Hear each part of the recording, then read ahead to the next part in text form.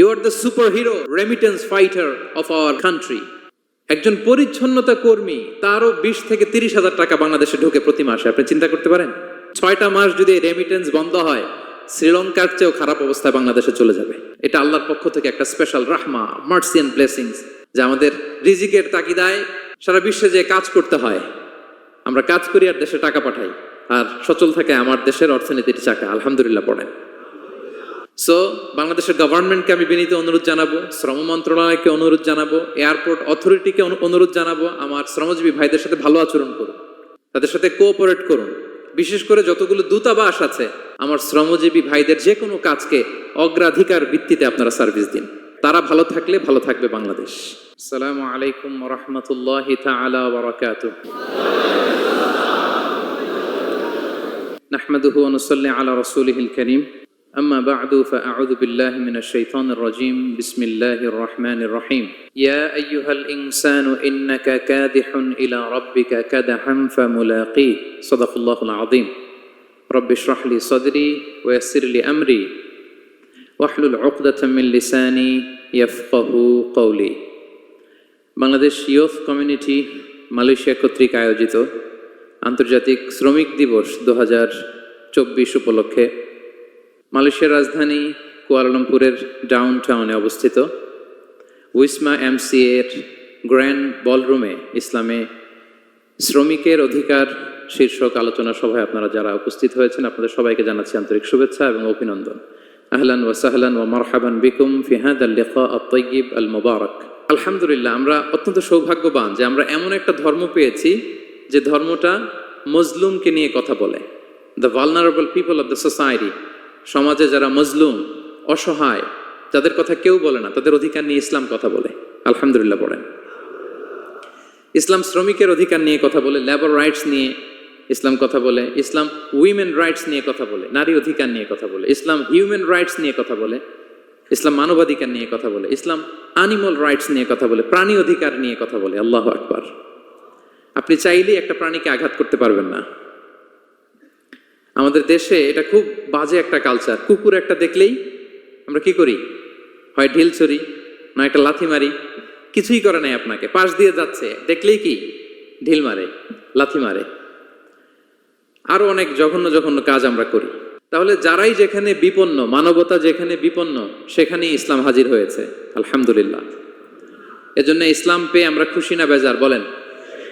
এজন্য প্রত্যেক সালাতের পরে আমরা ঘোষণা দিই, রাদিতু বিল্লাহি রাব্বা ওয়াবিল ইসলামি দীনা ওয়াবি মুহাম্মাদিন নাবিয়্যান ওয়া রাসূলা। আমরা আল্লাহকে রব হিসেবে পেয়ে খুশি, আমরা ইসলামকে দিন হিসেবে পেয়ে খুশি। তো আমরা রাসূল সাল্লাল্লাহু আলাইহি ইসলামকে নবী এবং রাসূল হিসেবে পেয়ে খুশি। তার মানে প্রত্যেক সালাতের পরে আমরা কি করি? এটার অ্যানাউন্সমেন্ট দেই। তো ইসলাম এমন একটা ধর্ম, যেখানেই মানবতা বিপন্ন সেখানেই ইসলাম হাজির। তো আজকে আমরা লেবার রাইটস ইন ইসলাম, ইসলামে শ্রমিকের কি অধিকার, শ্রমিকদের যে রাইটস আছে, অধিকার আছে, এটা নিয়ে ইসলাম কি বলে, এই টপিকে আমরা কথা শুনবো ইনশাআল্লাহ বিইذنিল্লাহ। সম্মানিত শুধু আমি শুরুতেই কালামুল্লাহ মাজিদের একটি আয়াত তেলাওয়াত করেছি, সূরাতুল ইনশিকাকের 6 নম্বর আয়াত, যেখানে আল্লাহ তাআলা ইরশাদ করছেন, ইয়া আইয়ুহাল ইনসানু ইন্নাকা কাদিহুন ইলা রাব্বিকা কাদহান ফামুলাকি। অর্থাৎ হে মানুষ, তুমি তোমার রবের কাছে পৌঁছা পর্যন্ত কঠোর পরিশ্রম করতে হবে, অতঃপর তুমি তার সাক্ষাৎ লাভ করবে। আমাদের আলটিমেট গোল হচ্ছে আমরা আল্লাহর কাছে ফিরে যাব, ঠিক কিনা বলেন? কেউ মারা গেলে আমরা কি বলি? ইন্না লিল্লাহি ওয়া ইন্না ইলাইহি রাজিউন। আমরা আল্লাহর জন্য এবং আল্লাহর দিকেই আমরা ফিরে যাব। তো আল্লাহ বলেন, ইন্নাকা কাদিহুন ইলা রাব্বিকা কাদহান ফামুলাকি। হে মানুষ, তুমি তোমার রবের কাছে পৌঁছা পর্যন্ত কঠোর পরিশ্রম করতে হবে, তারপরে তুমি তোমার রবের সাক্ষাৎ পাবে। তার মানে এই দুনিয়াটা হচ্ছে পরিশ্রমের জায়গা। প্রিয় ভাইরা, এখানে পরিশ্রম না করলে সফলতার দেখা মিলে না। বাঁচতে হলে, সারভাইভ করতে হলে, টিকে থাকতে হলে আপনাকে পরিশ্রম করতে হবে। এই পৃথিবীতে কেউ কাউকে জায়গা করে দেয় না, এখানে জায়গা করে নিতে হয়, ঠিক কিনা বলেন? আপনি যদি পরিশ্রম করেন, পরিশ্রমে যে ঘাম ঝরে শরীর থেকে, পরিশ্রমের ঘামে জন্ম নেয় সফলতার বীজ। আপনি যখন হাড় ভাঙা পরিশ্রম করবেন, এই পরিশ্রমে যে লোনা পানি বেরোবে, যে ঘাম বেরোবে, এই ঘামেই জন্ম নেয় সফলতার বীজ। এবং সফলতার কোনো শর্টকাট হয় না প্রিয় ভাইরা। অনেকে অল্পতে সফল হতে চায়, শর্টকাট খুঁজে, আছে না নাই? না, সফলতার জন্য আপনাকে লং কাটে যেতে হবে, ওখানে কোনো লিফট থাকে না, সিঁড়ি বেয়ে উঠতে হয়। অনেকে চায় যে সফলতার লিফটে উঠবো, সুইচ চাপবো, সাকসেসফুল ইন লাইফ। না, এত সহজ না, আপনাকে সিঁড়ি বেয়ে উঠতে হবে। তাহলে পরিশ্রমের কোনো বিকল্প নেই। এই দুনিয়াটা হচ্ছে পরিশ্রমের জায়গা, সংগ্রামের জায়গা। আপনি সফল হতে হলে আপনাকে পরিশ্রম করতে হবে, করতেই হবে। আর পরিশ্রমে কোনো লজ্জা নেই। আমি বিভিন্ন আমার আলোচনায় বলি, কাজে লজ্জা নেই। কিসে লজ্জা নেই? আওয়াজ করে বলুন সবাই। কাজে লজ্জা নেই। লজ্জা হচ্ছে অলসতায়, লজ্জা হচ্ছে হাত পাতায়, লজ্জা হচ্ছে অকর্মণ্যতায়। কাজে লজ্জা আছে? লজ্জা কিসে বলেন সবাই? লজ্জা হচ্ছে অলসতায়, অকর্মণ্যতায়। যারা কাজ না করে ফুটানি মারে, ওইটাতে লজ্জা। অনেকে আছে ফুটানি মারে, আছে না নাই? কাজ করে না, শো অফ, ফুটানি। এই ফুটানিতে লজ্জা, কিন্তু পরিশ্রমে কোনো লজ্জা নেই। এজন্য আল্লাহ তাআলা বললেন, ইয়া আইয়ুহাল ইনসান ইন্নাকা কাদিহুন ইলা রাব্বিকা কাদহান ফামুলাকি। হে মানুষ, তোমার রবের কাছে পৌঁছা পর্যন্ত তোমাকে পরিশ্রম করতে হবে।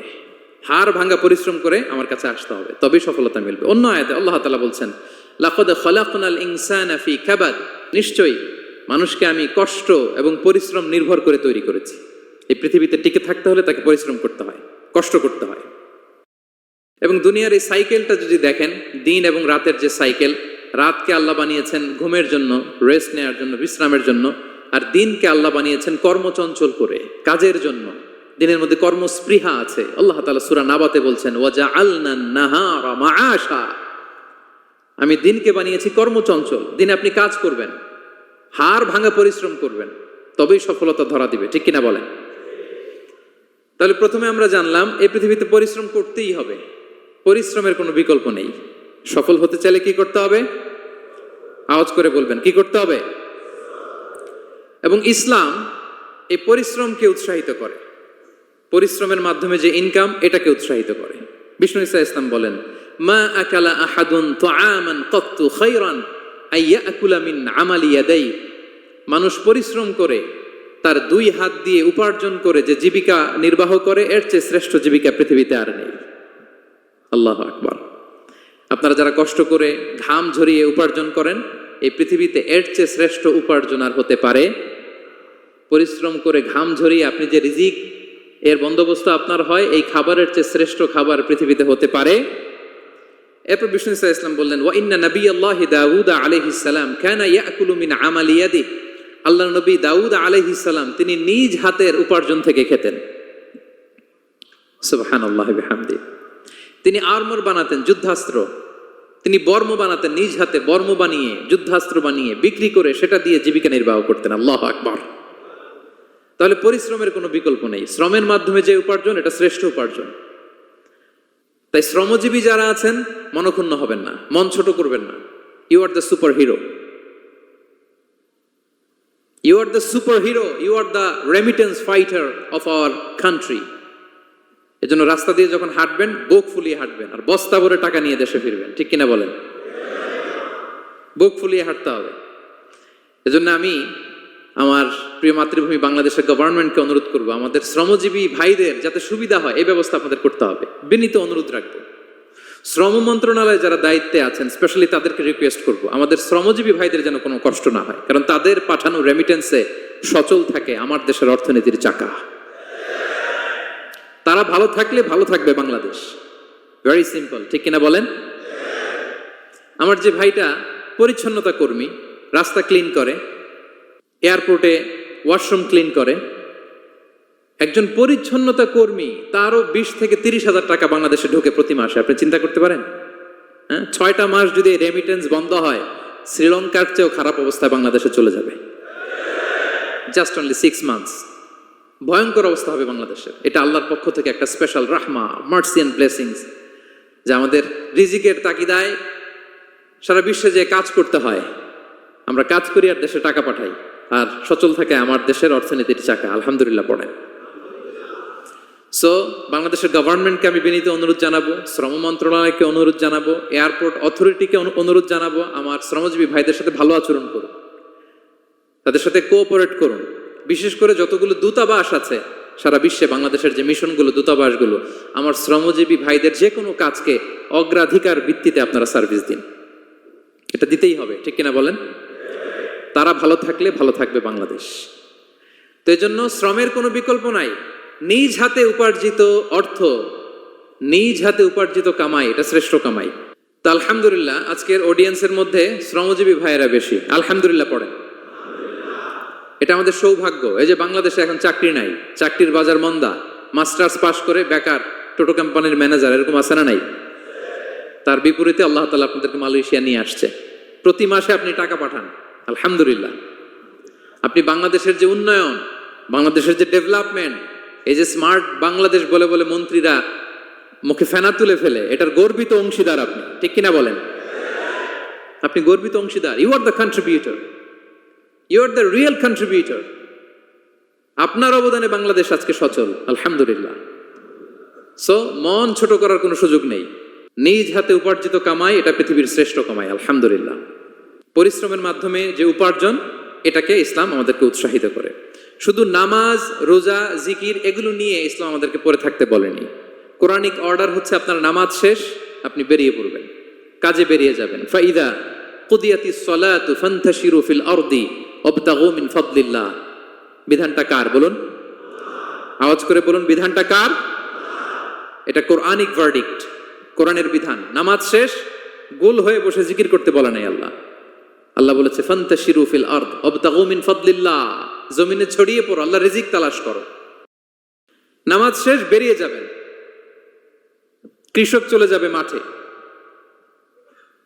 শ্রমজীবী চলে যাবে ফ্যাক্টরিতে, শিক্ষকরা চলে যাবে তাদের শিক্ষা প্রতিষ্ঠানে, কর্পোরেট ওয়ার্ল্ডের লোকেরা চলে যাবে তাদের প্রতিষ্ঠানে।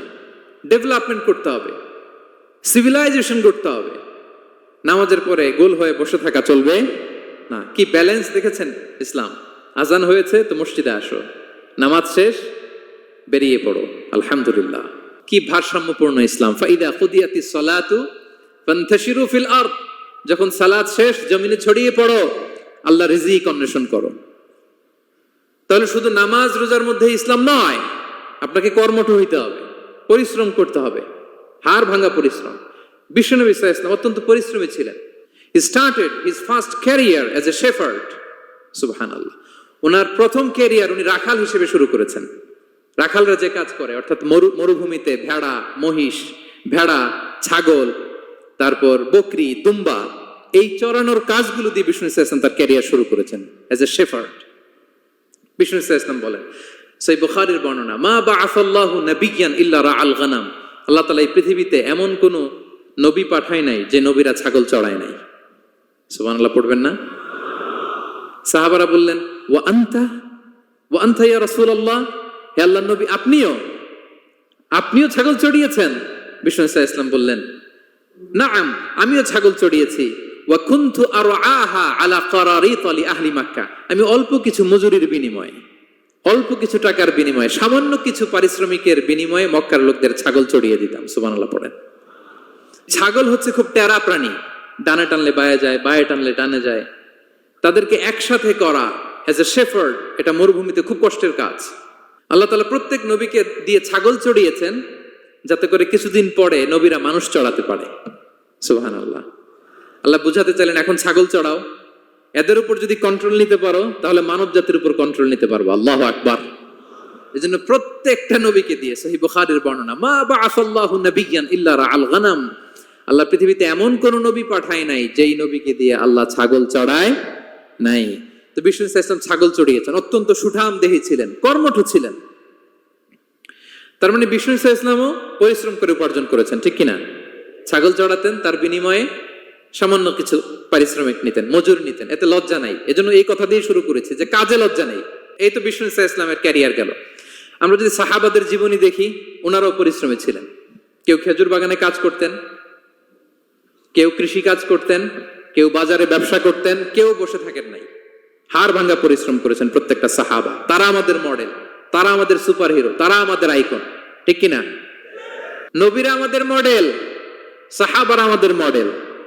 বিষ্ণু সাল্লাল্লাহু আলাইহি ওয়াসাল্লাম কর্মঠ ছিলেন, ওনার সাহাবারা অত্যন্ত কর্মঠ ছিল। কেউ বসে থাকতেন না, পরিশ্রম করতেন, হাড় ভাঙা পরিশ্রম করতেন, উপার্জন করতেন। তারা আমাদের জন্য প্রেরণার বাতিঘর। অনেক সাহাবাদের বায়োগ্রাফি থেকে আপনাদেরকে ঘটনা শেয়ার করা যাবে। আমি একজন সাহাবার জীবনী শোনাবো আপনাদেরকে। আব্দুর রহমান ইবনে আউফ রাদিয়াল্লাহু তাআলা আনহু। 10 জন জান্নাতের দুনিয়াতে বসে যে 10 জন সাহাবা জান্নাতের সুসংবাদ পেয়েছেন তাদের মধ্যে একজন, আলহামদুলিল্লাহ বলেন। আব্দুর রহমান ইবনে আউফ রাদিয়াল্লাহু তাআলা আনহু প্রথম 8 জন মক্কায় যারা কালিমা পড়ে মুসলমান হয়েছে তাদের একজন। তার স্ট্যাটাসটাকে জেনে নেন। তো তিনি যখন মক্কা থেকে হিজরত করে মদিনায় গেলেন, মনে রাখবেন মক্কা থেকে যে সাহাবারা বাড়ি ঘর ছেড়ে হিজরত করেছে তাদেরকে বলে মহাজির, মানে হিজরতকারী সাহাবা। আর মদিনাতে যে সমস্ত সাহাবারা তাদেরকে রিসিভ করেছেন তাদেরকে বলে আল আনসার, মানে সাহায্যকারী সাহাবা। তো যারাই হিজরত করে মক্কা থেকে মদিনায় যেত, বিষ্ণু ইসা ইসলাম মদিনার কোন সাহাবীর সাথে তার ভাই পাতিয়ে দিতেন, আল মুআখাত, ব্রাদারহুড করে দিতেন, দায়িত্ব দিতেন যে তুমি এই সাহাবীকে দেখবে। তো আব্দুর রহমান ইবনে আউফ রাদিয়াল্লাহু তাআলা আনহু যখন হিজরত করে গেলেন, তার দেখভাল করার জন্য যে সাহাবীর দায়িত্ব পড়ল তার নাম হচ্ছে সাআদ ইবনে রাবী', আনসারী সাহাবী রাদিয়াল্লাহু তাআলা আনহু। বিষ্ণু বললেন, সাআদ, আব্দুর রহমান ইবনে আউফ তোমার ভাই, ভাই বানিয়ে দিলেন। কি বানিয়ে দিলেন? তুমি তাকে টেক কেয়ার করবে, সে হবে তোমার মেহমান। সুবহানাল্লাহ। সাআদ ইবনে রাবী' রাদিয়াল্লাহু তাআলা আনহু তিনি আব্দুর রহমান ইবনে আউফকে ডেকে নিয়ে গেলেন, ঘরে নিয়ে গেলেন মেহমানকে, এবং বললেন, ইয়া সাআদ ইন্নী আকসারুল আনসারি মালান। হে সাআদ, তুমি চিন্তা করো না, তুমি মনে করো না যে তোমার ভরণ পোষণ দিতে আমার কষ্ট হবে। আমি মদিনার সবচাইতে বড় বিজনেস ম্যাগনেট, সবচাইতে বড় বিজনেস ম্যাগনেট আমি। No tension, don't worry about it. Tension নিও না, আসো, তোমার জন্য আমার কি প্রপোজাল শোনো। ফাআকসিমু লাকা নিসফা মালি, আমার যত সম্পদ আছে আমি অর্ধেক তোমারে দিয়ে দিব। সুবহানাল্লাহ, এত আসতে। আপনার বাড়িতে কেউ মেহমান হলে করতে পারবেন এরকম? আল্লাহ, কেমন প্রেরণার বাতিঘর তারা। ফাআকসিমু নিসফা মালি, হে আব্দুর রহমান ইবনে আউফ, আমার অর্ধেক সম্পদ তোমারে দিয়ে দিব। এখানেই শেষ না, এরপর বলতে লাগলেন, আমার অনেকগুলো স্ত্রী আছে, তুমি কোথায় যে মেয়ে খুঁজবা, প্রস্তাব দিবা, এত ঝামেলার দরকার নাই। আমার কোন স্ত্রীকে তোমার ভালো লাগে বলো, তার যদি তোমাকে ভালো লাগে তাহলে প্রয়োজনে তাকে আমি ডিভোর্স দিয়ে দিব, তাকে নিয়ে তুমি সুখের সংসার করবা।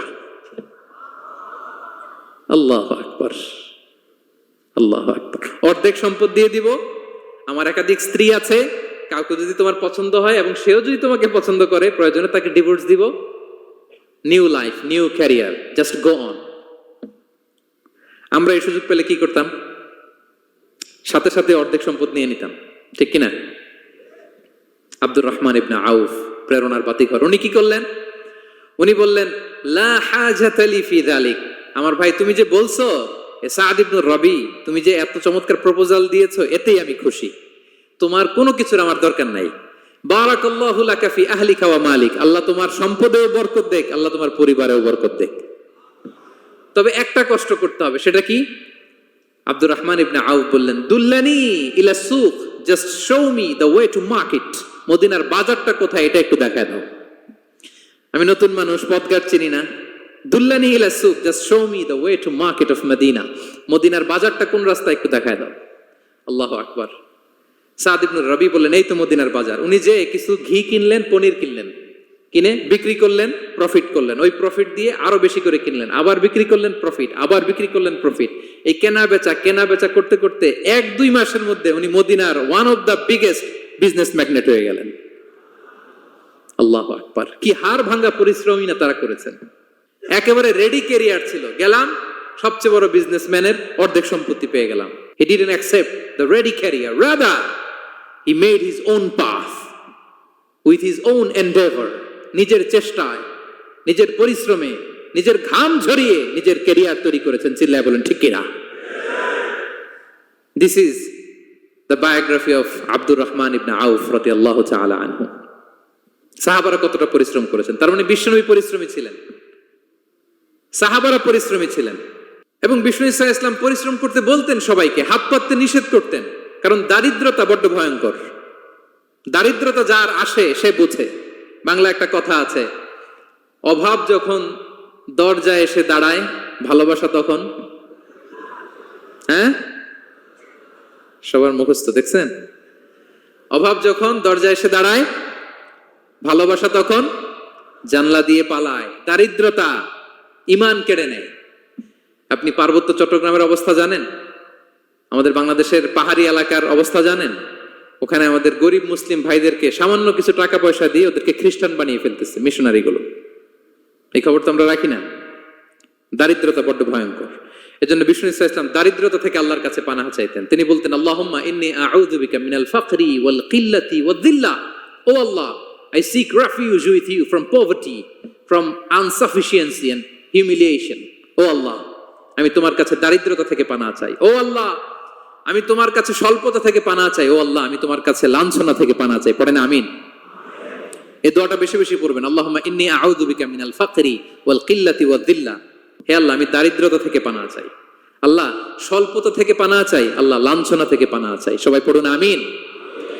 বিষ্ণু ইসলাম যে দোয়াগুলো শিখিয়েছেন এগুলো হচ্ছে very precise in wording but comprehensive in meaning. শব্দে খুব ছোট, কিন্তু অর্থ মানুষের হৃদয়ে এটার আবেদন অনেক ব্যাপক, অনেক বেশি। আপনি সারাদিন মিলিয়েও দোয়ার মধ্যে এত সুন্দর প্রার্থনা বাক্য তৈরি করতে পারবেন না, কিন্তু বিষ্ণু ইসলাম এক বাক্যে যেটা চেয়েছেন গোটা দুনিয়াটা এর ভেতরে ঢুকে গিয়েছে। আল্লাহুম্মা ইন্নী আউযু বিকা মিনাল ফাকরি ওয়াল কিল্লাতি ওয়াদ-দিল্লা। আল্লাহ, দারিদ্রতা থেকে পানাহ চাই। বিষ্ণু ইসলাম নিজে স্বয়ং দারিদ্রতা থেকে পানাহ চাইতেন। তাহলে দারিদ্রতার সাথে আমাদের কোনো সম্পর্ক? আমরা পরিশ্রম করব, আমরা কাজ করে খাবো, কাজে কোনো লজ্জা নেই। লজ্জা অলসতায়, চিল্লায় বলেন ঠিক কিনা? এবং বিষ্ণু ইসলামের কাছে কেউ যদি হাত পাততো, যদি দেখতেন তার কাজ করার যোগ্যতা আছে, বিষ্ণু ইসলাম ভিক্ষা দিতেন না, কাজে উৎসাহিত করতেন, ভিক্ষাবৃত্তিকে অনুৎসাহিত করতেন। এক যুবক এসে হাত পাতলো, বিষ্ণু ইসলাম আর কিছু দেন নয়, বললেন তুমি তো শক্ত সামর্থ্য মানুষ, বাসায় কি আছে বলো। সে বলে আমার বাড়িতে একটা পানি খাওয়ার জগ আছে আর একটা চাদর আছে। বিষ্ণু ইসলাম বললেন নিয়ে আস। সে নিয়ে আস। এবার বিষ্ণু ইসলাম চাদর আর জগ দুইটা নিয়ে সাহাবাদেরকে বললেন, মাইয়াশতারি হাযাইন, কে কিনবে? অকশন চিনেন? অকশন, অকশনে কি করে? নিলামে দাম তোলে না? রাসূল সাল্লাল্লাহু আলাইহি ওয়াসাল্লাম তার চাদর আর জগটা নিলামে তুললেন। এই কে কিনবে? মাইয়াশতারি হাযাইন, মাইয়াশতারি হাযাইন। একজন বলল, ফাকাল রাজুল আনা আখিযুহুমা বিদিরহাম, ইয়া রাসূলুল্লাহ, আমি 1 দিরহামে কিনবো। কয় দিরহাম? বিষ্ণু বললেন 1 দিরহাম, 1 দিরহাম, 1 দিরহাম। মানে এর চেয়ে কেউ বাড়াবে কিনা? মাইয়াজিদু আলা যালিক, এর চেয়ে বাড়ায় দিবা কে? আরেক সাহাবী বলল, ইয়া রাসূলুল্লাহ, আমি 2 দিরহামে কিনবো। 2 দিরহাম, 2 দিরহাম, 2 দিরহাম, আর বাড়ে না। বিষ্ণু ইসলাম তার কাছে 2 দিরহাম দিয়ে বিক্রি করে দিলেন। 2 দিরহাম নিয়ে যুবককে বললেন, নাও, এই 1 দিরহাম দিয়ে কিছু খাবার কিনে তোমার ফ্যামিলিকে দিয়ে আস। আরেক দিরহাম দিয়ে একটা কুঠার কিনে নিয়ে আস। তো যুবক কুঠার কিনে আনলো। ফাওয়াদাআ লাহু আর-রাসূল সাল্লাল্লাহু আলাইহি ওয়াসাল্লাম ইয়াদান, রাসূল সাল্লাল্লাহু আলাইহি ওয়াসাল্লাম নিজ হাতে ওই কুঠারের একটা হাতল লাগাই দিলেন কাঠের। কারণ শুধু কুঠার দিয়ে তো হবে না, একটা হাতল থাকতে হবে না? বিষ্ণু ইসলাম ওনার মোবারক হাতে, বরকতময় হাতে ওই কুঠারে একটা হাতল লাগাই দিলেন। এবার বললেন, যাও, 1 দিরহাম দিয়ে কুঠার, আরেক দিরহাম দিয়ে খাবার কিনে আনো।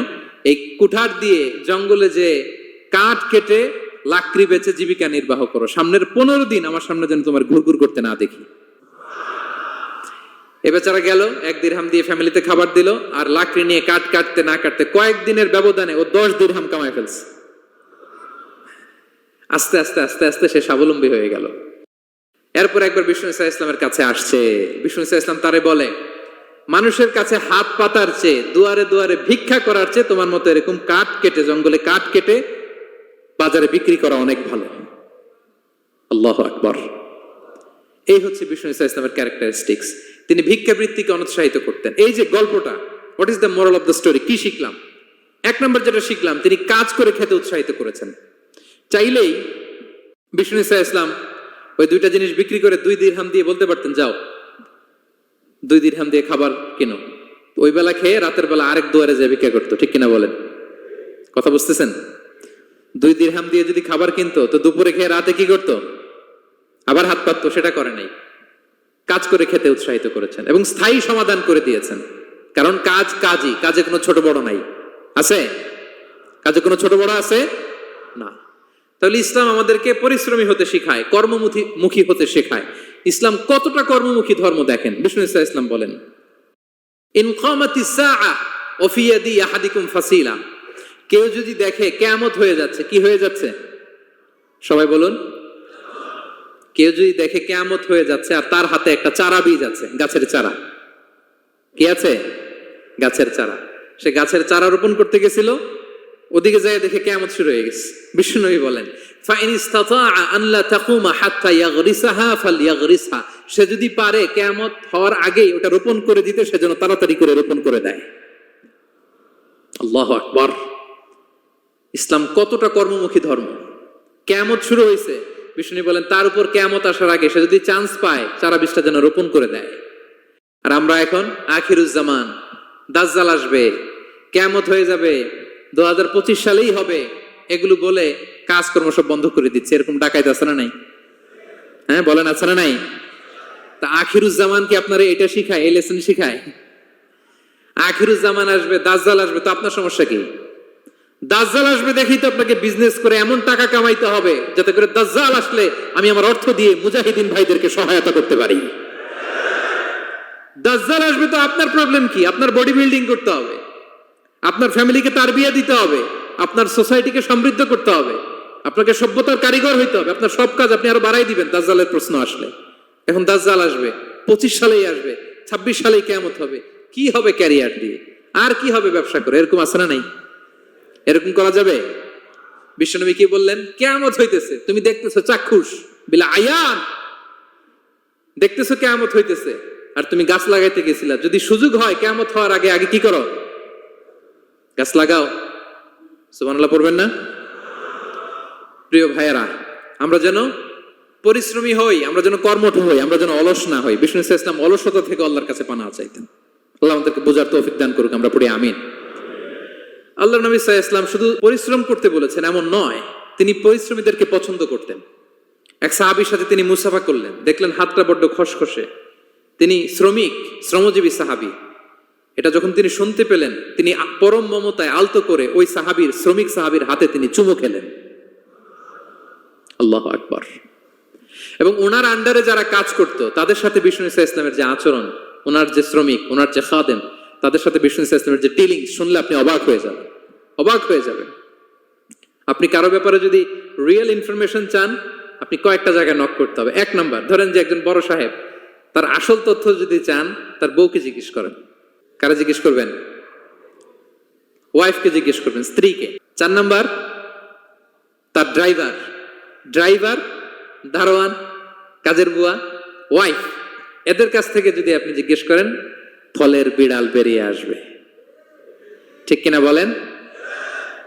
তো আসেন বিষ্ণু ইসলামের যে খাদেম, কর্মচারী, তারা একটু জিজ্ঞেস করি বিষ্ণু ইসলামের আচরণ কেমন ছিল। বিষ্ণু ইসলামের খাদেমের নাম হচ্ছে আনাস রাদিয়াল্লাহু আনহু। আলহামদুলিল্লাহ, খাদিমুর রাসূলিল্লাহ, বিষ্ণু ইসলামের খাদেম। আসলে ওনাকে জিজ্ঞেস করি যে বিষ্ণু ইসলামের আচরণ কেমন ছিল। আনাস রাদিয়াল্লাহু তাআলা আনহু বলেন, খাদিমতুন নবিয়্যা 10 সিনিন, আমি বিষ্ণু ইসলামের 10 বছর খেদমত করেছি। 1-2 বছর না, 10 বছর বিষ্ণু ইসলামের খেদমতে আমি নিয়োজিত ছিলাম। ফামা ক্বালা লি লিমা সানা'তা ওয়ালা লিমা লা সানা'তা, 10 বছরের মধ্যে একদিনও কখনো বলে না, এ আনাস এটা কেন করলা,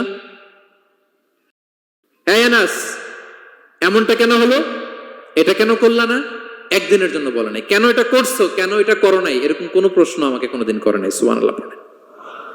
আনাস রাদিয়াল্লাহু তাআলা কি ভুল করেন নাই? করছেন। ছোট মানুষ তো, একেবারে ছোট বাচ্চা ছিলেন। ওনার আম্মা যখন আনাস রাদিয়াল্লাহু তাআলাকে নিয়ে আসছে, বিষ্ণু ইসলাম মক্কা থেকে হিজরত করে মদিনায় আসলেন, সবাই বিশ্বনবীকে ঘিরে ধরলো, সবাই বিশ্বনবীকে সালাম দেয়, মুসাফা করে, হাদিয়া দেয়। আনাসের মা চোখের পানি ছাড়ে, বিশ্বনবীর কাছে লজ্জায় এসে বলে, ইয়া রাসূলুল্লাহ, সবাই আপনাকে উপহার দেয়, সবাই আপনাকে হাদিয়া দেয়, আমি আপনারে কি হাদিয়া দেব? হাদিয়া দেওয়ার মতো কিছু নাই, আমার এই কলিজার টুকরা আনাস ছাড়া। আমি আনাসকেই আপনারে হাদিয়া দিয়ে দিলাম। ইয়াখদুমুকা ইয়া রাসূলুল্লাহ, হে নবী, আনাস আপনার খেদমত করবে, আপনার অজুর পানি এনে দিবে, আপনার মেসওয়াকটা এনে দিবে, আপনার জুব্বাটা এনে দিবে। আমি আমার কলিজার টুকরা, আমার নাড় ছেঁড়া ধন আনাসকেই আপনারে উপহার দিয়ে দিলাম। আনাস রাদিয়াল্লাহু তাআলা বিষ্ণু ইসলামের সাথে থাকতেন, অজুর পানি এনে দিতেন, জামা এনে দিতেন। বিষ্ণু বললেন, আনাস আমার ওই জুব্বাটা নিয়ে আসো। ছোট্ট আনাস জুব্বা আনতে যে মদিনার বাচ্চারা খেলতেছে, আমাদের দেশে যে খেলে, কুতকুত খেলে, চারা খেলে, এইটা খেলে, সেইটা খেলে, ওই খেলাধুলা দেখে নবীর জামা আনার কথা উনি ভুলে গেলেন। বাচ্চাদের সাথে দাঁড়িয়ে খেলা দেখতে আরম্ভ করলেন। এখন সময় গড়িয়ে অনেক হয়ে গেল, আনাসও আসে না, জুব্বাও আসে না। ঘটনা কি? বিষ্ণু ইসলাম বললেন, যাই, নিজের জামা নিজে নিয়ে আসি। তো বের হলেন, যে দেখে সর্বনাশ, আনাসকে পাঠাইছি জুব্বা আনতে, আনাস দেখি এদিকে খেলার মধ্যে মগ্ন হয়ে আছে। বিষ্ণু ইসলাম কিছুই বললেন না, চুপ করে যে উনিও আনাসের পিছনে এভাবে দাঁড়িয়ে রইলেন, কিছুই বলে না। তো আনাস খেলা একবার এদিকে দেখে, একবার ওদিকে দেখে, একবার এদিকে ঘুরতে ঘুরতে হঠাৎ দেখে পিছনে কে? স্বয়ং বিশ্বনবী। আল্লাহ, বিশ্বনবীর দেখে তো আনাস রাদিয়াল্লাহু তাআলার কলিজাটা এখানে চলে আসছে ভয়। হায় হায়, আজকে খবর আছে। হায় হায়, আমার না যুদ্ধ আনতে বলছিল, আমি কি কাজ করলাম? ভয়ে আটকে উঠছে। বিষ্ণু ইসলাম ধমক দেয় নাই, পেট্টি দেয় নাই, কিছু করে নাই, শুধু একটা মুচকি হাসি দিয়েছে। আনাস রাদিয়াল্লাহু তাআলা আনহু বলে, বিশ্বনবীর সেই দিনের মুচকি হাসির শাসন মৃত্যুর আগ পর্যন্ত আমাকে সোজা রাস্তায় রেখেছে, আর ডানে বায়ে করি নাই কোনোদিন। তার মানে শাসন করতে জানলে বেত মারা লাগে না, শাসন করতে জানলে গায়ে হাত তোলা লাগে না, শাসন করতে জানলে মুচকি হাসি দিয়েও শাসন করা যায়, ঠিক কিনা বলেন? বিশ্বনবীর মুচকি হাসির শাসন আনাস রাদিয়াল্লাহু তাআলা আনহুকে আজীবন সোজা রাস্তা রেখেছে। তাহলে শ্রমজীবীদেরকে বিষ্ণু ইসলাম কতটা সম্মান করতেন, শ্রদ্ধা করতেন, ভালোবাসতেন, বুঝতে পারছেন সবাই? প্রিয় ভাইয়েরা, লেবার রাইটস ইন ইসলাম, ইসলামে শ্রমিকের অধিকার। শ্রমিকদেরকে ইসলাম কমপক্ষে 7টা অধিকার দিয়েছে। কয়টা? 1 নাম্বার, ইসলাম একজন শ্রমিককে প্রথম যে অধিকারটা দিয়েছে সেটা হচ্ছে কাজ শেষে, শ্রম শেষে তার পারিশ্রমিকের অধিকার, মজুরি পাওয়ার অধিকার, কাজ শেষে বেতন পাওয়ার অধিকার। কাজ করেছেন তো আপনি বেতন পাবেন, এটা আপনার অধিকার। বেতন বা পারিশ্রমিক এটা একটা কর্মজীবীর অধিকার। আপনার কোম্পানির মালিক যে আপনার বেতন দেয়, এটা কি দয়া করে? করুণা। তো এটা যদি করুণা হয়, সে যে আপনার কাজ করে দেয়, এটাও তো করুণা, এটা তো আর বড় করুণা, কি বলেন? আপনি যে স্যালারি পে করেন, এটা যদি করুণা হয়, সে যে পরিশ্রম করে, সে তো আর বড় করুণা করে আপনারে, তার কারণে তো আপনার কোম্পানি টিকে আছে, ঠিক কিনা বলেন? তাহলে এটা করুণা নয়, এটা শ্রমিকের অধিকার। এবং বিশ্বনবী সাল্লাল্লাহু আলাইহি ওয়াসাল্লামের সেই ঐতিহাসিক বাণী, তিনি বলেছেন, আতুল আজিরা আজরাহু ক্বাবলা আন ইয়াজিফা আরাকু, ঘাম শুকিয়ে যাওয়ার আগে শ্রমিককে তার পারিশ্রমিক বুঝিয়ে দাও। সুবহানাল্লাহ, বিশ্বনবীর ঐতিহাসিক বাণী। এখন জাতিসংঘ আমাদেরকে শিখায় যে শ্রমিকের মজুরি দিতে হবে, অন টাইমে দিতে হবে, স্যালারি দিতে হবে, এই করতে হবে, সেই করতে হবে। মানবাধিকারের কর্মীরা আমাদেরকে শিখায়, তারা শিখানোর 1500 বছর আগে বিশ্বনবী সাল্লাল্লাহু আলাইহি ওয়াসাল্লামের ঐতিহাসিক বাণী, তিনি বলেছেন, আতুল আজিরা আজরাহু ক্বাবলা আন ইয়াজিফা আরাকু, শ্রমিকের ঘাম শুকাবার আগে তার মজুরি পেমেন্ট করে দাও। সুবহানাল্লাহ ওয়া বিহামদিহি। ঘাম শুকিয়ে যাওয়ার আগে মানে অন টাইম, দ্রুততম সময়ে শ্রমিককে তার মজুরি দিয়ে দাও, তার বেতন দিয়ে দাও। যারা শ্রমিককে তার পারিশ্রমিক অন টাইমে দেয় না, স্যালারি অন টাইমে পে করে না, টালবাহানা করে, গরিমসি করে, তাদের ব্যাপারে বিষ্ণু সাল্লাল্লাহু আলাইহি ওয়াসাল্লাম কি বলেন? বিষ্ণু বলেন, 3 শ্রেণীর ব্যক্তি, সালাসাতুন আনা খাসমুহুম ইয়াউমাল কিয়ামা, 3 শ্রেণীর ব্যক্তির বিরুদ্ধে আমি বিশ্বনবী কিয়ামতের দিন আল্লাহর কাঠগড়ায় মামলা দায়ের করব। আমি বিশ্বনবী 3 শ্রেণীর ব্যক্তির বিরুদ্ধে আমি বিশ্বনবী আল্লাহর সুপ্রিম কোর্টের কাঠগড়ায় মামলা দায়ের করব। এর মধ্যে 1 শ্রেণীর ব্যক্তি হচ্ছে রাজুলুন ইস্তাআজারা আজিরান ফাস্তাওফা মিনহু ওয়া লাম ইউতিহি আজরা, কোন ব্যক্তি যে শ্রমিক নিয়োগ দেওয়ার পরে তার কাছ থেকে কাজ বুঝে নিয়েছে কিন্তু তাকে তার প্রাপ্য বুঝিয়ে দেয়নি। এরকম ডাকাত আমাদের সমাজে আছে না নাই? কাজ ঠিকই বুঝে নিছে কিন্তু তার প্রাপ্যটা বুঝিয়ে দেয়। বিশ্বনবী বলেন, তার বিরুদ্ধে আমি মামলা দায়ের করব। প্রিয় ভাইরা, বুঝে থাকলে উত্তর দেন। বিশ্বনবী যার বিরুদ্ধে মামলা দায়ের করবে তার জান্নাত তো একেবারে ডাইরেক্ট, তাই না? হ্যাঁ, সুন্দর বলছে একজন, তার কোনো জামিন নাই, ঠিক কিনা বলেন? বিশ্বনবী যার বিরুদ্ধে মামলা দায়ের করেছে তার জান্নাতে যাওয়া তো দূর কি বাত, সে জান্নাতের ঘ্রাণও তার নাকে ঢুকবে না, চিল্লায় বলেন ঠিক কিনা? এই জন্য খবরদার, শ্রমিককে তার শ্রম নেয়ার পরে তার পারিশ্রমিক দিয়ে দেন, তার ঘাম শুকিয়ে যাওয়ার আগে মানে অন টাইম। এটা নিয়ে কোনো টাল বাহানা করা যাবে তা না হলে বিশ্বনবী তার বিরুদ্ধে মামলা দায়ের করবে। তার মানে 1 নম্বর অধিকার বুঝে পাইছেন? আপনি যে কাজ করেন, কাজের বিনিময়ে যে পারিশ্রমিক পান, যে স্যালারি পান, এটা আপনার অধিকার। এটা করুণা নয়, এটা অনুকম্পা নয়, এটা কোনো দয়া নয়, ইটস ইউর রাইট, এটা আপনার অধিকার। আওয়াজ করে বলুন তো, গলা ফুলিয়ে, এটা আপনার কি? 2 নাম্বার, একটা শ্রমিককে ইসলাম যে অধিকার দেয় সেটা হচ্ছে চুক্তি মাফিক সকল সুযোগ সুবিধা প্রাপ্তির অধিকার। অর্থাৎ একজন এমপ্লয়ার যখন তার এমপ্লয়িকে নিয়োগ করে, একটা এমপ্লয়মেন্ট কন্ট্রাক্ট থাকে না? এমপ্লয়মেন্ট কন্ট্রাক্ট বুঝেন তো? একটা চুক্তিপত্র থাকে, এখানে ফিক্স করা থাকে ওয়ার্কিং আওয়ার্স, কয় ঘন্টা আপনি কাজ করবেন, আপনার জব স্পেসিফিকেশন, কি করবেন কি করবেন না, আপনার স্যালারির ব্যাপারে থাকে, কত স্যালারি দিবে, কখন দিবে, আবার আপনি ওভার টাইম করলে এক্সট্রা পে করবে, আপনি রেগুলার কাজ করলে ঘন্টায় per hour 20 ringgit, over time করলে 40 রিঙ্গিট, তারপর আপনি কখন ব্রেক নেবেন, একটা ব্রেক থাকে না যে এই টাইমে একটা ব্রেক দিতে হবে, এগুলো মিউচুয়াল আন্ডারস্ট্যান্ডিং এ এমপ্লয়মেন্ট কন্ট্রাক্টে থাকে। আপনি হলিডে কখন করবেন, ছুটি থাকতে হবে, টানা 7 দিন কাজ করানো যাবে বলেন? না, আন্তর্জাতিকভাবে এটা নিষিদ্ধ। টানা 7 দিন কোনো কাজ নাই, একদিন তার হলিডে থাকতে হবে, তার অ্যানুয়াল লিভ থাকতে হবে। Right to rest and leisure, বিশ্রামের একটা সময় লাগবে। এই যে 1 মে আন্তর্জাতিক শ্রমিক দিবস, এটা শুরু হয়েছে কিভাবে? ইউনাইটেড স্টেটস অফ আমেরিকার শিকাগোতে 1986 সালে এই কাজের বিরুদ্ধেই তারা আন্দোলন করেছিল। টানা 7 দিন তাদেরকে দিয়ে গাদার মতো খাটুনি খাটাতো, দাসের মতো তাদের সাথে আচরণ করা হতো। তারা আন্দোলন শুরু করেছিল, 8 জনকে গুলি করে নিহত করা হয়েছিল, সেখান থেকে এই মে দিবস। কিন্তু বিষ্ণু ঈসা ইসলাম 1500 বছর আগে এই শ্রমিকদের অধিকারের ব্যাপারে সোচ্চার ছিলেন, আলহামদুলিল্লাহ বলেন। তাহলে right to rest and leisure, UDHR, universal declaration for human rights, এগুলো সব নির্ধারিত আছে। তার মানে একজন শ্রমিকের 2 নম্বর অধিকার হচ্ছে চুক্তি অনুযায়ী সকল সুযোগ সুবিধা প্রাপ্তির অধিকার। আপনার চুক্তি করছেন, আপনি এটা এটা দিবেন, কিন্তু কাজের পরে আপনি ফ্যাসিলিটি দিচ্ছেন না, এটা করা যাবে বলেন? করা যাবে? আল্লাহর কোরআন কি বলছে শুনুন। আল্লাহর কোরআন বলে, ইয়া আইয়ুহাল্লাযীনা আমানু আউফু বিল উকুদ, O you who believe fulfil your contract, ও বিশ্বাসীরা তোমরা তোমাদের চুক্তি পূর্ণ করো।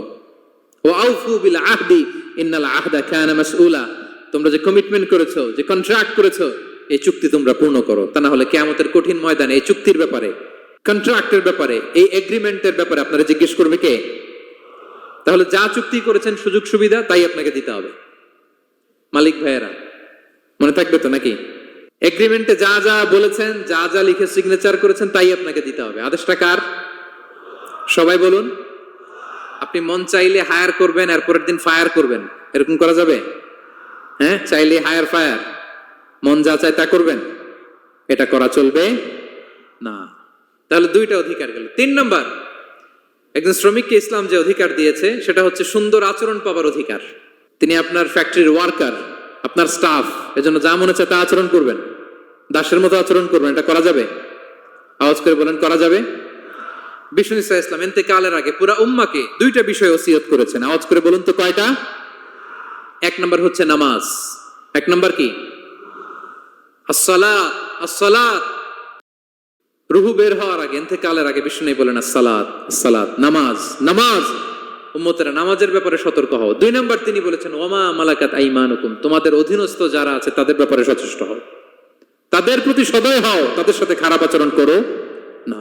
এটা কখন বলছেন? জুমার খুতবার সময়, সাহাবীদের সাথে গল্প করার সময়, বিবিদের সাথে আলোচনার সময়। কখন? Just right before his death, এখনই রুহু বেরোবে। ইন্তেকালের আগে তিনি বলেছেন উম্মতেরা আসসালাত, নামাজ, উম্মতেরা ওমা মালাকাত আইমানুকুম, তোমাদের কর্মচারীদের সাথে খারাপ আচরণ করো না। তাহলে 3 নম্বর হচ্ছে শ্রমিকদের সুন্দর আচরণ পাবার অধিকার, তাদের সাথে খারাপ আচরণ করা যাবে না। বিষ্ণু ঈসা ইসলাম শ্রমিকদের রাইটস, অধিকারের ব্যাপারে এতটা সোচ্চার ছিলেন, বিদায় হজের মতো, বিদায় হজের যে বাণী, যে ভাষণ, এই ঐতিহাসিক ভাষণেও বাদ যায়নি শ্রমজীবীদের কথা। সুবহানাল্লাহ পড়েন। বিদায় হজের ভাষণে বিষ্ণু বলেছেন আরিকাকুম, আরিকাকুম আতইমুহুম মিম্মা তাকুলুন ওয়াকসুহুম মিম্মা তালবাসুন। খবরদার ও আমার উম্মতেরা, এই ভাষণের পরে আর বড় কোনো ভাষণ আমার পক্ষ থেকে তোমরা পাবে না। তোমাদের কর্মজীবী, তোমাদের শ্রমিক, তোমাদের ওয়ার্কার, তোমাদের স্টাফদের ব্যাপারে সাবধান থাকো। তোমরা যা খাবে তাদেরও তা খাওয়াবে, তোমরা যা পড়বে তাদেরও তা পড়তে দিবে, তাদের প্রতি তোমরা সদয় হবে। বিদায় হজের বাণী তো বিষ্ণু ঈসা ইসলাম আপনাদের কথা বলে নাই। আলহামদুলিল্লাহ পড়েন। কি রহমতের নবী ছিলেন, কি মায়ার নবী ছিলেন, শ্রমজীবীদেরকে বিষ্ণু ঈসা ইসলাম এতটা ভালোবাসতেন। তাহলে 3 নম্বর যে অধিকার ইসলাম একজন শ্রমিককে দেয় সেটা হচ্ছে সুন্দর আচরণ পাবার অধিকার। দেখবেন যে মালিক বা যে এমপ্লয়ার ভালো আচরণ করে, সব শ্রমিককে তাকে ভালোবাসে, তার জন্য দোয়া করে। আপনি মালিক হয়ে অসুস্থ, দেখবেন আপনার ওয়ার্কার গুলো জায়নামাজ বিছিয়ে সেজদায় পরে আপনার জন্য কাঁদে, এরকম আছে না নাই? মালিক হলে তো এরকম মালিক হইতে হবে, এমপ্লয়ার হলে তো এরকম হওয়া চাই, ঠিক কিনা বলেন? তাহলে আমরা শ্রমজীবীদের সাথে ভালো আচরণ করব, পারা যাবে তো ইনশাআল্লাহ? ইনশাআল্লাহ। 4 নাম্বার, কর্মক্ষেত্রে নিরাপত্তার অধিকার। শ্রমজীবী ভাইদের যে ওয়ার্ক প্লেস আছে সেখানে তাদের নিরাপত্তা থাকতে হবে, সেফটি মেজারমেন্ট থাকতে হবে। অনেক জায়গায় দেখি আয়রন ফ্যাক্টরিগুলোতে যারা কাজ করে, আল্লাহু আকবার, আপনারা ভিডিও ক্লিপসে দেখবেন যে কি ভয়ঙ্কর সেখানকার অবস্থা। ডিহাইড্রেশন, এক একজন অসুস্থ হয়ে যায়। সেখানে তাদের পর্যাপ্ত পানির ব্যবস্থা নাই, এটা নাই সেটা নাই। এমন এমন ফ্যাক্টরিতে আমাদের অনেক ভাইরা কাজ করে, কেমিক্যাল ফ্যাক্টরি, মাস্কও নাই। এরকম ডাকাইতে আছে না নাই? কেমিক্যাল ফ্যাক্টরিতে যারা কাজ করবে এদেরকে মাস্ক দিতে হবে, এদেরকে হ্যান্ড গ্লাভস দিতে হবে। নির্মাণ শ্রমিক যারা আছে তাদেরকে হেলমেট দিতে হবে। প্রত্যেকটা ফ্যাক্টরিতে ফায়ার এক্সটিংগুইশার লাগবে, আগুন লাগলে অগ্নি নির্বাপক যে যন্ত্র, এগুলোর দরকার আছে না নাই বলেন? গাদার মতো ঢোকার জায়গা নাই, বেরোয়ার জায়গা নাই, সেফ এন্ট্রি নাই, সেফ এক্সিট নাই। হাজার হাজার মানুষ কাজ করে, আগুন লাগলে সব পুড়ে ছাই। এরকম হয় না? প্রিয় ভাইরা বলেন, আওয়াজ করে বলেন, হয় না এরকম? অহরহ আমরা দেখি বাংলাদেশ। অগ্নি নির্বাপক যন্ত্র নাই, না, এটা করা যাবে না। আগুন লাগলে কিভাবে আপনি আগুন নেভাবেন, কিভাবে তাদের সেফটি সিকিউরিটি এনশিওর করবেন, এগুলো সব আগে থেকে নির্ধারণ থাকতে হবে। তাহলে 4 নম্বর হচ্ছে নিরাপত্তা অ্যাজ এ এমপ্লয়ার, এটা আপনাকে এনশিওর করতে হবে। 5 নম্বরে সাধ্যের বাইরে কোনো কাজে বাধ্য না করার অধিকার। সাধ্যের বাইরে কিছু আপনি তার উপর চাপিয়ে দিতে পারবেন, এমন হেভি ওয়ার্কলোড দিতে পারবেন না যেটা তার শরীরে কুলায় না। এরকম ডাকাইতেছে যে পারে না, তারপরে তার উপর কাজ চাপিয়ে দেয়, আছে না নাই বলেন? বলেন। ওয়ার্কারের স্বাস্থ্যহানি হয়, অঙ্গহানি হয়, এবং এমন ছোট ছোট বাচ্চাদের দিয়ে কাজ করায়, শিশু শ্রম, এটা তো আইনত দণ্ডনীয় অপরাধ। এটা করা যাবে না। এগ্রিমেন্টে, চুক্তিতে আপনি যা করাবেন, যেভাবে করাবেন, যা চান সার্ভিস, ওইটাই করাইতে হবে। এবং আল্লাহর বিধান এটা, লা ইউকাল্লিফুল্লাহু নাফসান ইল্লা উসআহা। আল্লাহ সাধ্যের বাইরে বান্দার উপরও কোনো কিছু চাপিয়ে দেয় না। এটা samely applicable to the worker. Vishnu Islam বলেন, ওয়ালা ইউকাল্লাফু মিনাল আমালি ইল্লা মা ইউতিক। সাধ্যের বাইরে কোনো ওয়ার্কারকে অতিরিক্ত কোনো কাজ চাপিয়ে দেয়া যাবে না। ফাইন কাল্লাফাহু, যদি তাকে সাধ্যের বাইরে কোনো কাজ চাপিয়ে দিতে হয়, মা ইয়াগলিবুহু, যেটা তার জন্য কষ্ট হয়ে যায়, ফাল ইউইনহু আলাই, এই কাজে তাকে সাহায্য করতে হবে। মালিক হয়ে আপনার হাত লাগাতে হবে, অথবা এক্সট্রা ম্যান পাওয়ার নিতে হবে, ওয়ার্ক ফোর্স নিতে হবে। সুবহানাল্লাহ পড়েন। বিশ্বনবী মনে হচ্ছে যেন বর্তমান যে এই যে হাজার হাজার ফ্যাক্টরি, এই কলকারখানা, এই ওয়ার্কারদের দুর্দশাগুলো দেখে দেখে পয়েন্টে পয়েন্টে ধরে ধরে কথা বলেছেন। আল্লাহু আকবার। যদি সাধ্যের বাইরে কিছু চাপিয়ে দিতে হয় তাহলে তাকে সহায়তা করতে হবে। তাহলে 5 নম্বর শ্রমিকের অধিকার হচ্ছে সাধ্যের বাইরে কোনো কাজে বাধ্য না করার অধিকার। আপনি বাধ্য করতে পারবেন না। কটা গেল? 5টা। মাশাআল্লাহ, খুব মনোযোগী শ্রোতা। 6 নম্বরে শ্রমিকের উপর আল্লাহ যা যা ফরজ করেছেন তা আদায়ের অধিকার দিতে হবে আপনাকে। সালাতের সময় হলে তাকে নামাজ পড়তে দিতে হবে। নন মুসলিম হলে এটা ভিন্ন ইস্যু।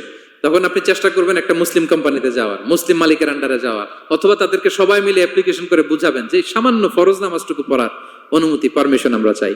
কিন্তু কোনো মুসলিম এমপ্লয়ার নামাজের জন্য বাধা দিতে পারবে না।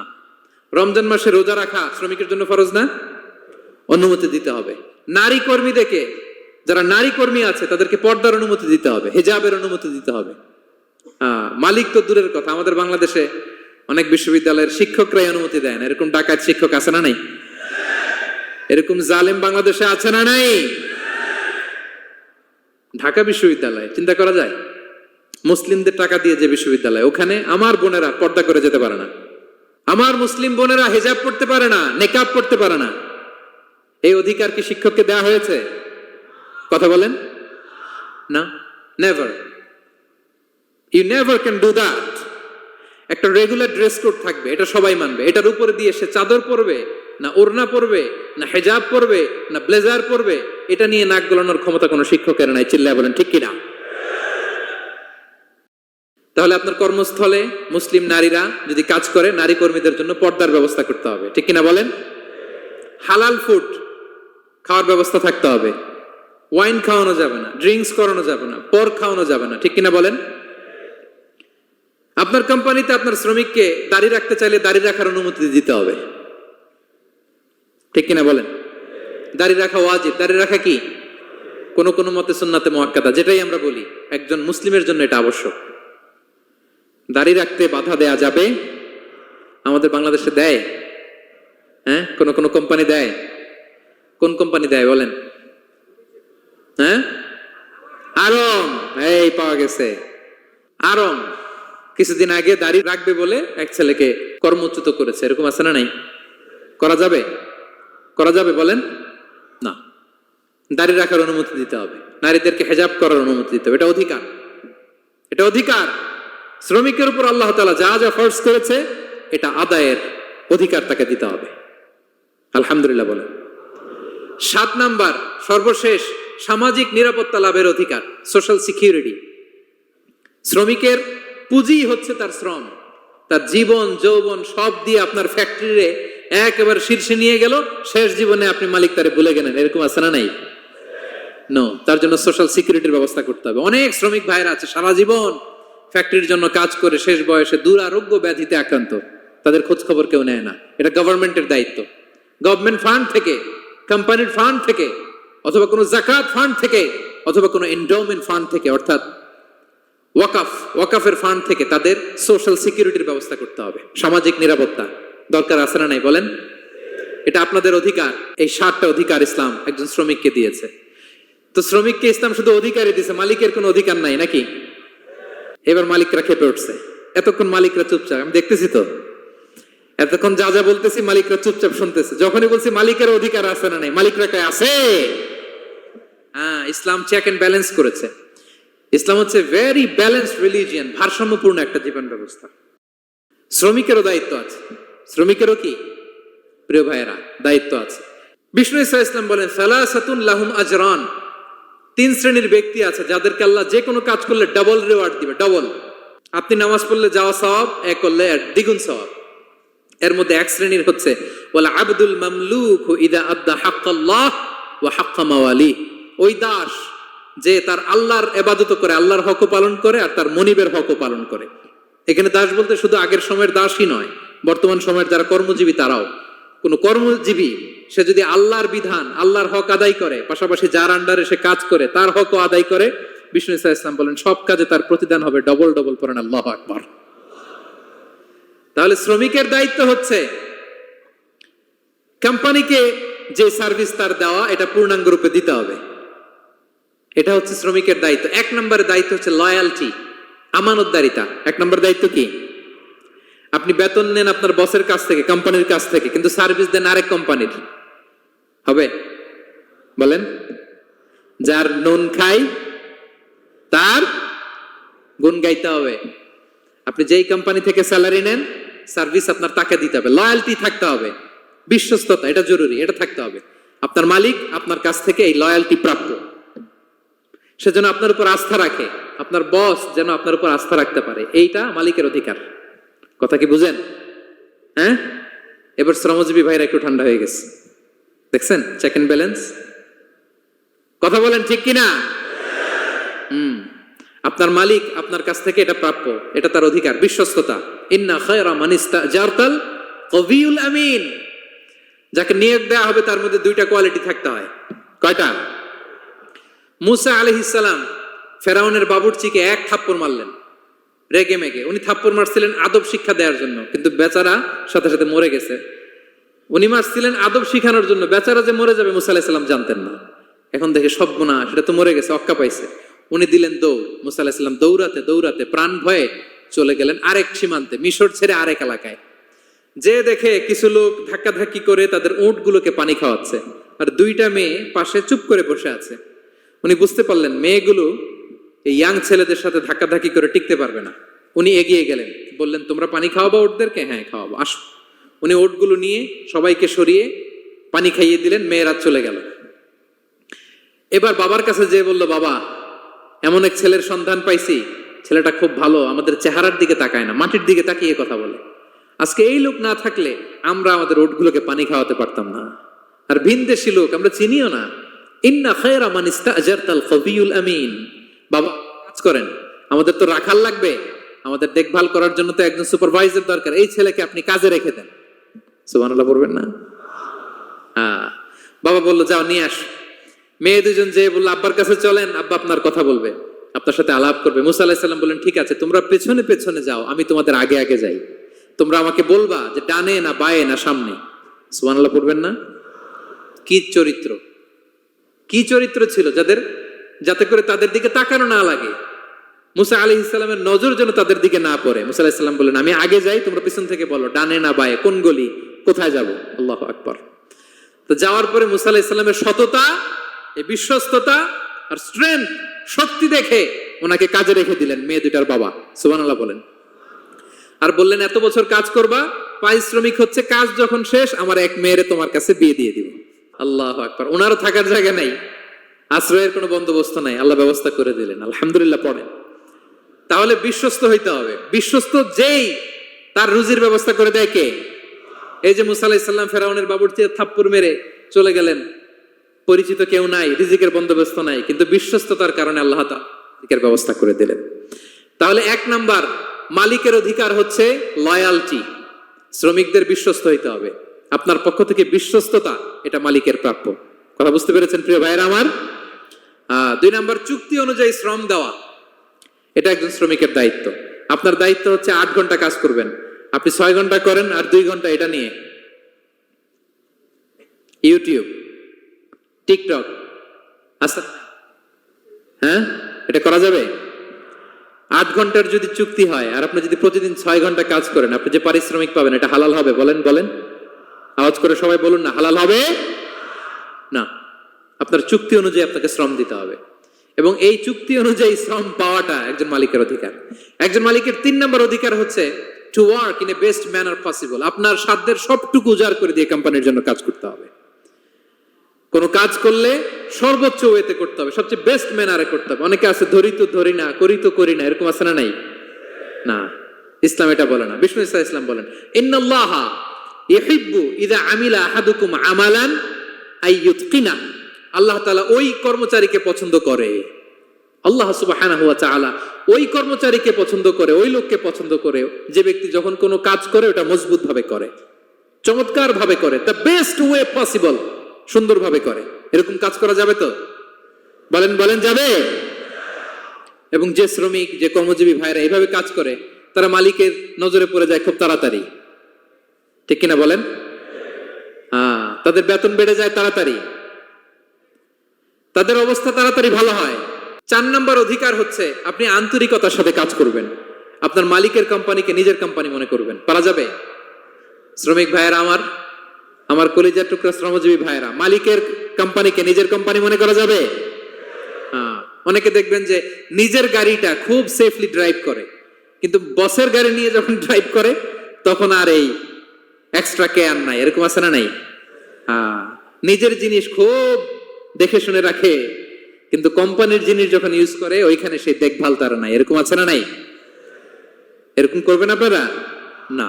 আপনি যে কোম্পানিতে কাজ করেন এটা নিজের কোম্পানি, ওইটার উত্তর সাকসেস, সফলতার জন্য আপনাকে আন্তরিক হইতে হবে। তাহলে এই 4টা অধিকার আল্লাহ তাআলা প্রত্যেকটা মালিককে দিয়েছে। তাহলে চেক এন্ড ব্যালেন্স হয়েছে? কথা কি সবাই বুঝতে পারছেন? আলহামদুলিল্লাহ। পড়েন। পুরো আলোচনার সামারি বলি 1 মিনিটে।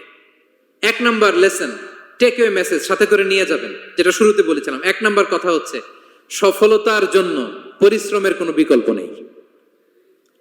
হাড় ভাঙা পরিশ্রম করতে হবে আমাদের, আমাদের ক্যারিয়ারের জন্য, আমাদের ব্যবসার জন্য, আমার চাকরির জন্য আমাদের হাড় ভাঙা পরিশ্রম করতে হবে। কারণ শ্রমে কোনো লজ্জা নেই, পরিশ্রমে কোনো লজ্জা নেই, ঠিক কিনা বলেন? লজ্জা কিসে?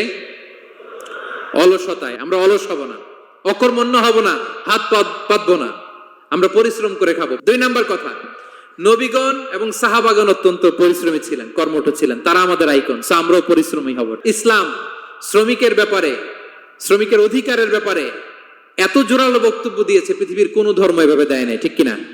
সো আমরা যারা মালিক আছি, আমরা যেন আমাদের অধীনস্থ শ্রমজীবীদের প্রতি সদয় হই, তাদের অধিকার আদায়ের জন্য আমরা সচেষ্ট হই। আর আমরা যারা শ্রমিক আছি, কর্মজীবী আছি, আমরা আমাদের মালিকের কোম্পানিকে যেন নিজের কোম্পানি মনে করি, আন্তরিকতার সাথে, লয়ালটির সাথে যেন আমরা কাজ করি। আল্লাহ তাআলা আমাদের কাজে, কর্মে, পরিশ্রমে, ক্যারিয়ারে, চাকরিতে, ব্যবসায় ভরপুর বারাকা দান করুক। আওয়াজ করে পড়ুন আমিন। হাযা মা ইনদি ওয়াল ইলমু ইনদাল্লাহ আলাইহি তাওয়াক্কালতু ওয়া ইলাইহি উনীব। ওয়াসসালামু আলাইকুম ওয়া রাহমাতুল্লাহি তাআলা ওয়া বারাকাতুহু।